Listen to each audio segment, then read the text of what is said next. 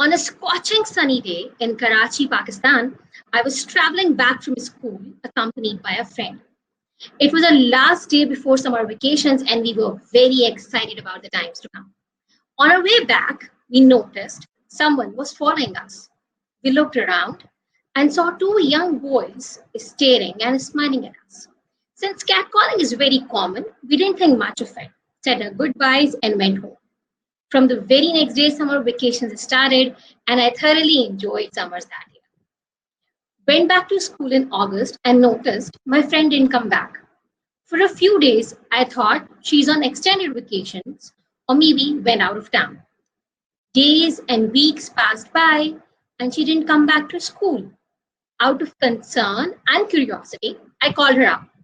Her mom answered the call and handed her phone to her. Excitedly, I started sharing the activities we were having at schools, curricular activities planned for the coming week, and inquired, "When are you coming back?" She didn't say a word throughout the conversation. She was quiet. Towards the end of it, she informed me that she's not coming back to school because her mom saw those two guys that day and took it as a security threat. I never spoke to her again, but I learned that she didn't continue her education. We weren't best buddies, so I don't know what really happened with her going forward in her life, but the very fundamental right to education was taken away from her. At the age of 10, this was my first experience with gender inequality. That very day, I knew I had to fight this. I knew my friend was a great student. She had dreams and aspirations and could have achieved anything in her life, and it was all taken away from her. My aim from that ill-fated day is to help coach, mentor young women and girls to break the glass ceiling. My fight is for gender equality, is for freedom of choice, speech, and visibility. My fight is for equal opportunities and access. Hello, everyone, and thank you for joining me today. I hope and wish your family and you are doing good and are healthy and safe during these uncertain times. My name is Qurat. I am an electrical engineer by training from Pakistan, a software consultant by profession, and a humanitarian at heart. I am an innovation and evangelist technology leader with exceptional skills in Microsoft Dynamics 365, product management, agile project management, training, and coaching. I have been representing women in the IT industry for about a decade by coaching and mentoring girls on issues such as equal opportunities, visibility, and mentoring on issues like gender pay gap and help other women break the glass ceiling. I've managed various mentorship programs for over 50 active participants. I speak regularly on the issues of women in technology and their empowerment in the industry for equal representation and collaborative partnerships. Our conversation today will focus on the importance of building an open coaching culture for personal branding, career advancements, and most importantly, empowerment of women. Let's take a quick view on the stats about women in the workforce.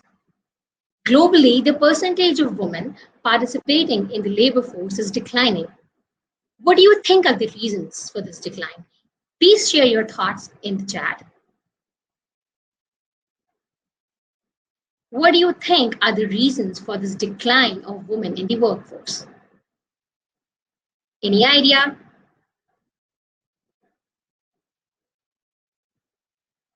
Okay, so structural barriers and cultural restrictions are two major factors that contribute to the gender pay gap. As per World Bank, in 2019, women account for 39% of the total labor force globally. Women are currently underrepresented in high-skilled subjects like STEM. Globally, women make up 35% of the STEM students and only 22% of professionals in the field of artificial intelligence. Despite progress, women are scarce among senior leadership roles. Very few women are CEOs of the world's largest corporations. As of May 2019 Fortune list, only 6.6% women were CEOs of Fortune 500 companies. Women account for less than a third of senior roles. The gender pay gap between women and men is widening. Globally, women earn 16% less in average hourly wages and 22% less in median monthly wages. How do you believe we can improve the current situation? In your opinion, what is it that we need to do for equal representation of women in the industry? Please let your ideas come in the chat so that we can discuss what is it that we need to do for the betterment of women representation in the IT industry. Okay, backlash in the women empowerment movements, maybe yes. I agree with you there, Saskia. Anyone else who would like to share their opinion? What do you think we need to do to improve the situation? I believe there's no tool for development more effective than women empowerment. Sustainable development depends on equitable distribution of resources for today and for future. It cannot be achieved without gender equality. Women empowerment and gender equality are essential to global progress. And for this, women should create their own opportunities.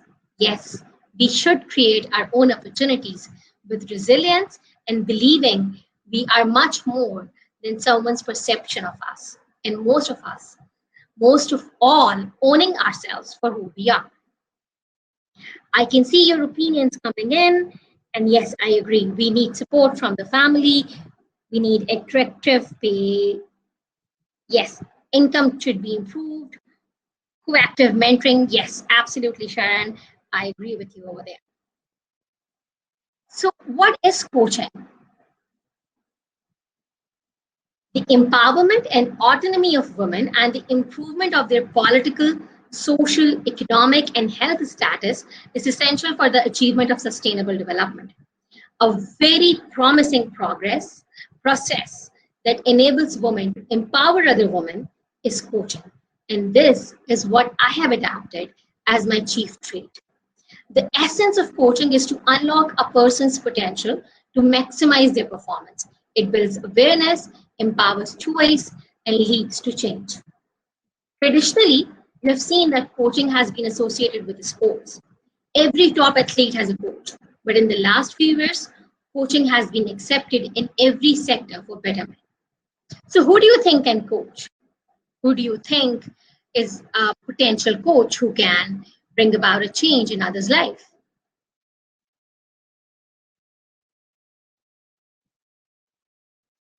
Absolutely. You're right, Sharon. Everyone can be a coach.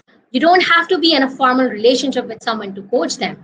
In fact, the person receiving coaching does not even need to be aware that coaching is happening. They just need to be benefited from the exchange. A coaching mindset is a people first mindset.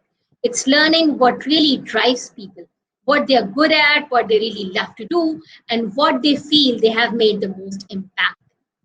Coaching cultivates self awareness, enhances leadership skills, and creates opportunity for authentic connection and collaboration. Yes, mothers are coaches, especially, yes, our first coaches. I agree with you, Sarah, over there. So, looking back on your life, who was the one person that really made a difference? Can you think of an old boss, a teacher, a mentor? We have all had one, or if you're lucky, we have had a few. This person did more than teach us how to accomplish tasks and hit deadlines. They taught us to ask questions and to carry ourselves personally and professionally. They empowered us to think differently, find our own solutions, take on new challenges. They were our coach and they changed our life. The best part of this process is you don't need to be in a leadership role to coach, nor does coaching need to be something that you leave at the office. The skills that make an effective coach deliver tremendous values in our personal relationship and goals, just as they do for working relationship. So today, I urge all of you to be the coach for someone else you always wish you had.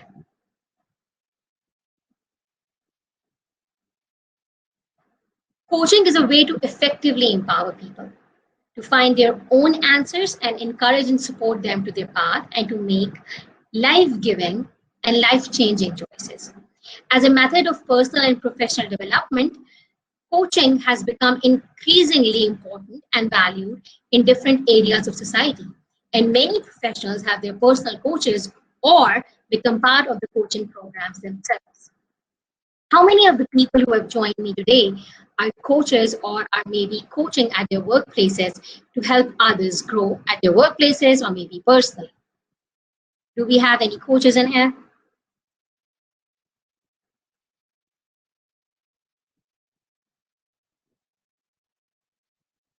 Hey, Jana, it's great to see that you have been coaching. Hi, Nima. Yes, Amna, I agree that it has to be an unconditional process. Okay, so hi, Carla. It's great to know you have an experience in coaching and mentoring. All right, so what is a coaching culture? It is imperative to understand between coaching and a coaching culture.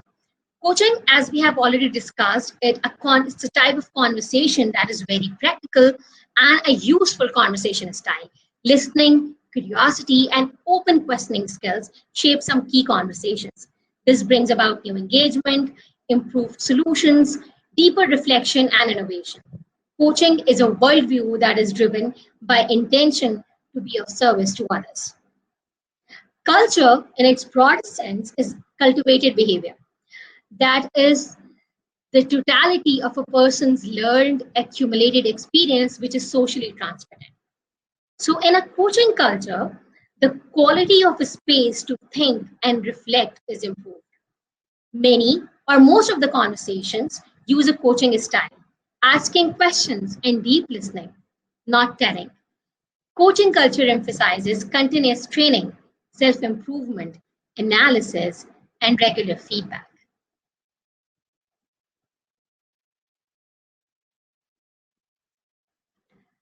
So, what it takes to build a coaching culture?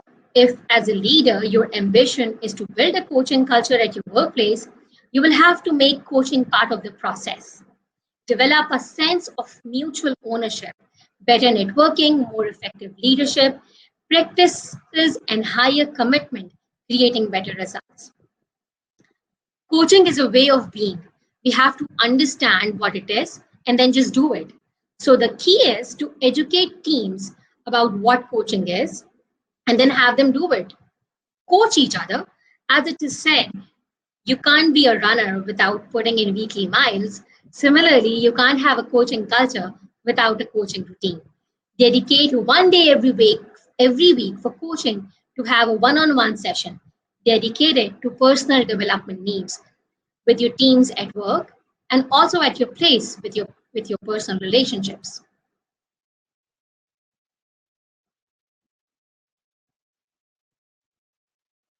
An open coaching culture. Now, this is a very personal initiative. Once I realized the outstanding potential of coaching, we have initiated a platform for an open, all inclusive coaching for women, minorities, and men. The idea of this platform is to aid personal growth and career advancement. I want to learn, grow, and become allies with other women in their growth. Please connect with me on LinkedIn and we can talk more about the open coaching program and how can you become a part of it, be a coach for someone else and get coached. I see coaching as an equalizer. I believe that coaching is an instrument to close gender gap in leadership. It can act as an equalizer between men and women. Of course, gender gap is a complex problem with several possible causes and solutions, but a single strategy that can have a big impact is coaching. Coaching is a universal language of change and learning. Let's build an open, inclusive coaching culture and become allies in each other's growth. As it is said, leadership is about making others better as a result of your presence in making sure that impact lasts in your absence. Thank you so much for joining me in today.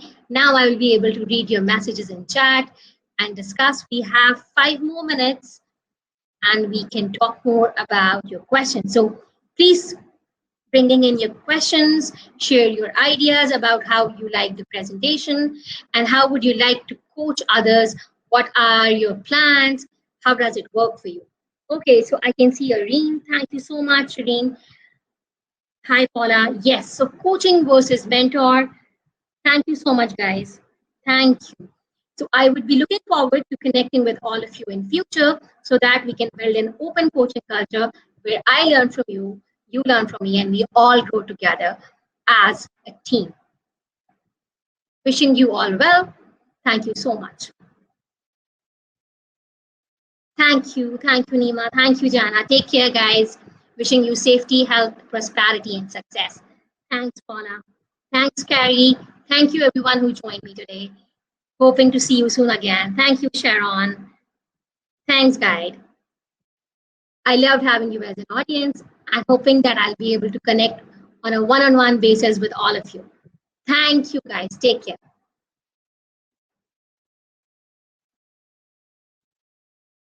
Okay, so I'll very quickly answer Prachi's question, which I believe is very important.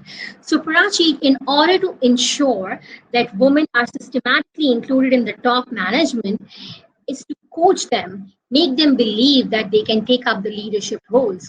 Once they believe it, then and we have a few women in the board of directors or in the top management, then those women can coach others and the cycle goes on. So we have to build, we have to build this culture. I have seen that happening around me, that we had a few women climbing up the stairs and then, gearing up the movement, and the process keeps going. Thank you so much, guys. I believe this is time to leave. Yes, Sharon, this session, this conference is an example, a true example of building a coaching culture, and I'm extremely honored to become a part of it. Absolutely, it's a ripple effect, as Diana has said here. Okay, any other questions? I will be putting my LinkedIn ID here if you would like to connect with me. Please feel free to send out a request, and I would be happy to connect with all of you and see you in the future. Thank you. Take care. Bye-bye.